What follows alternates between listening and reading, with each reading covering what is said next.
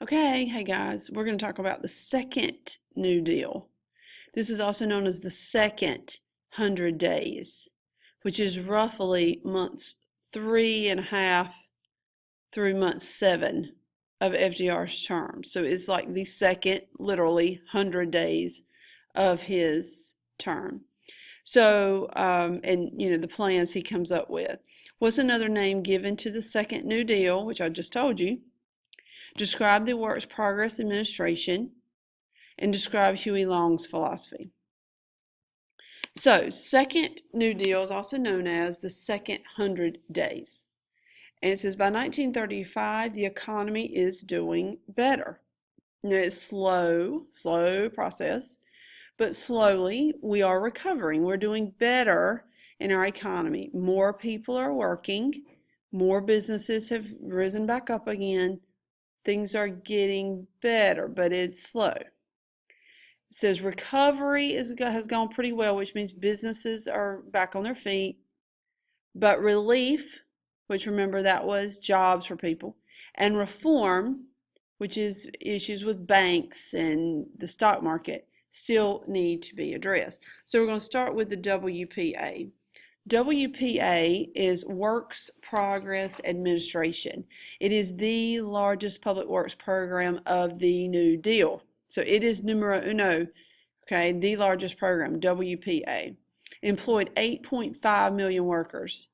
Now they're involved in some construction, but mainly I want to focus on the arts because they're going to set up a program for artists, musicians, writers. They'll do oral histories and talk to like former slaves about their stories and write it down. So they're involved in a lot of artistic work with writing and with music and literally with art. And I have a picture here of a mural that was painted by a WPA artist. A lot of murals will be painted on buildings in towns. Matter of fact, there's several murals inside our city, if you've ever noticed them, on the building. So there'll be, like, literally the size of the building painted, these murals. So that's the WPA. Then you have the RA, which is Resettlement Administration. This is going to provide loans to sharecroppers and tenant farmers. So here's money going to workers and providing federal camps for migrant workers to live in. Okay, so resettlement is to help people resettle and get migrant workers on their feet. Okay, reform. So now we have the National Labor Relations, also known as the Wagner Act. All right, and I have a wagon with me. So you can think of this as it guaranteed all the workers that if they jumped onto the wagon, okay, and rode the wagon, they would all be in the same boat, so to speak. They're all in one wagon. So all these workers that joined the union are all on this wagon. Think that, Wagoner Act, wagon. And this allowed for them to unite and have a stronger pull in their company. So they can go to the boss and collective bargain and ask for something as a whole team and be more likely to get it. Then if one person went, he'd probably just get fired, okay? So just think of that. Wagoner Act are all the labor workers on one wagon, and they're working together. Wagner, they're working together on this wagon, joining the union and using collective bargaining to get what they want. It says they also pushed through a National Labor Relations Board which protected their rights.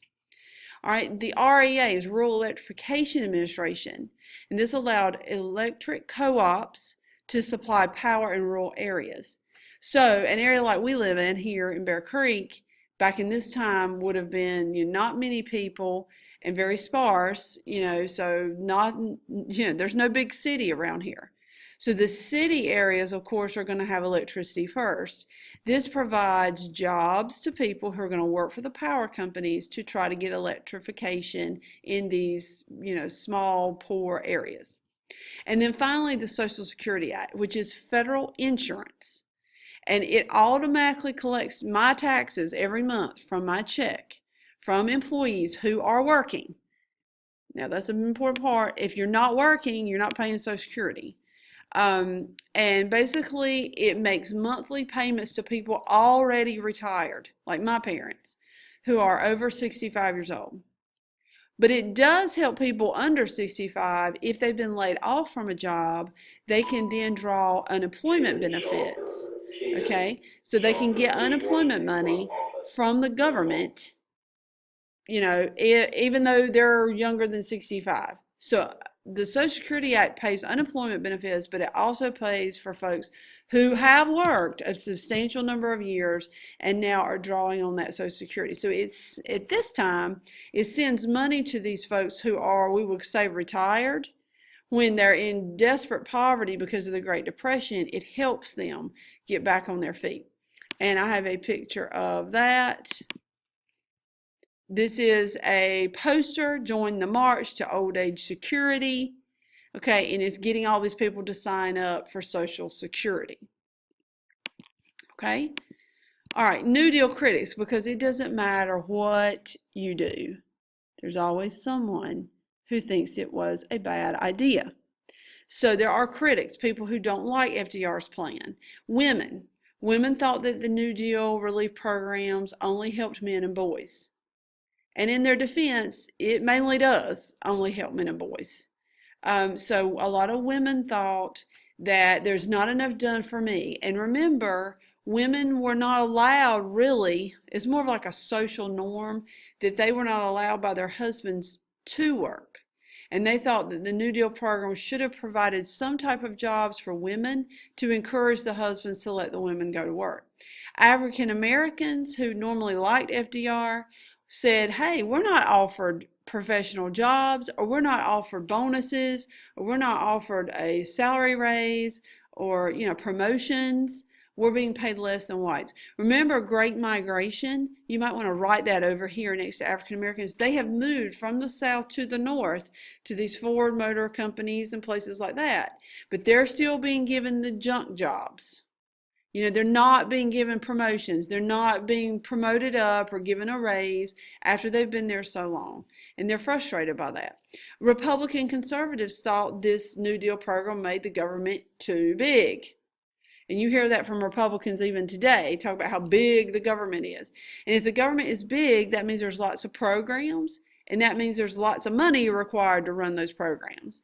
And so they thought that there was too much money being put into this New Deal program.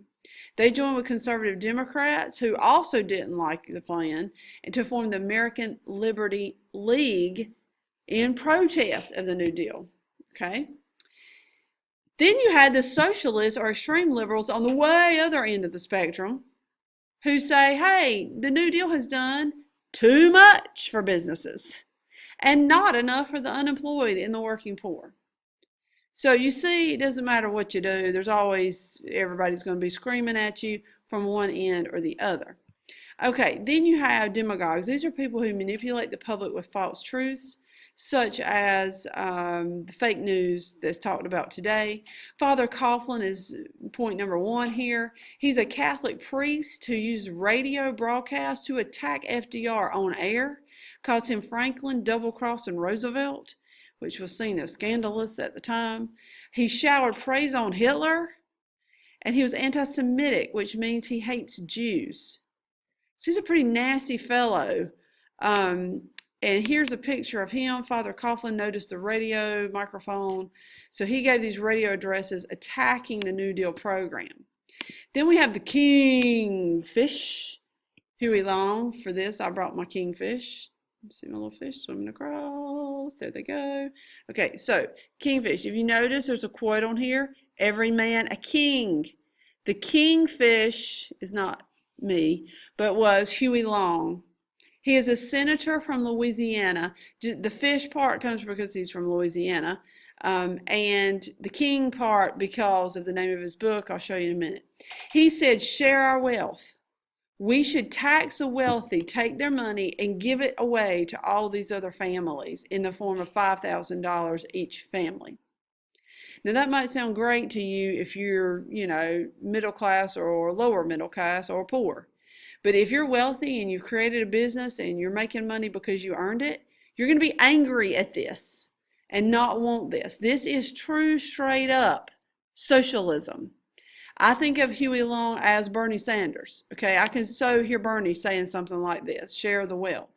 Here's the name of the book, Every Man a King. So that's where he gets the term king fish. And autobiography of Huey Long. So he's talking about his life and why he comes into these socialist beliefs. This kingfish, Huey Long, is going to be assassinated. So he's shot. Court packing. The last thing, and this is the thing that really makes people question FDR's leadership. And in my opinion, it's the only really valid thing they have against him, but it's very valid. So the Supreme Court kills FDR's NRA and AAA, the Agricultural Adjustment Act, saying that they are unconstitutional. It says when FDR sees that the Supreme Court has done this, he decides to take action. So it says by 1937, the Constitution does not say how many justices must be on the court. At that time, there were 9. So FDR goes, well, why don't I just appoint my own people? Pack them onto that court, okay? Like, squish them on there, pack them onto the court. And then if I pick them, they have to do what I say. So then they'll vote for the New Deal. So he says he sent a court packing bill to Congress that will allow him to appoint 1 justice for every justice over the age of 70. Well, if you know anything about the Supreme Court, you know that normally they're old. So he ended up being able to add 6. Oh, that's crazy. I mean, that's more than double. 6 justices on the Supreme Court compared to the 9, that were there before. So 6 justices are added on according to his bill. So that was what he sent. That way he'd get what he wanted, right? Well, he's trying to pack the court. The public is furious. They're so angry at him because of his plan to be like a dictator and take over and do whatever he wanted to. He withdraws the bill, loses support for his New Deal plan because of this one mistake. One mistake will get you sometimes, even if you're FDR. Here's a really cool cartoon of it where he's got these puppets and they do whatever he says, right? Notice that this is historically inaccurate because there's 1, 2, 3, 4, 5 puppets, but there should be 6. And it's saying packed court, and they all say, yes, yes, we all vote yes, yes, we all vote yes. Like they're his puppets and he tells them what to do. Okay, like he's a ventriloquist or something. And here's Uncle Sam like shaking in his boots because, oh my gosh, we got a problem. We have a president who's acting like a dictator. He doesn't get his way, so he decides to pack the court. And that is not how we do things in America. All right, so let's go back to the essential questions. What was the name given to the second New Deal? We said it was the second 100 days. Because it's going to be the next 100 days of his presidency. Describe works progress. It is the largest public works program of the New Deal, and it's interesting because they employ artists, musicians, and writers, like the artists painting the murals, all across the country, and pay them to do that. Okay? And then the last question, Huey Long's philosophy, describe that. And his philosophy was, share our wealth. We will take money from the rich, give to the poor. It's kind of like a Robin Hood thing, except the rich in this case are not kings. They're just regular people who built their corporations up. And Huey Long did not believe in that. He is a socialist, and he said everyone should be equal. Okay? Now you need to go back and write your summary and then show me in class. Thanks, everybody. Bye-bye.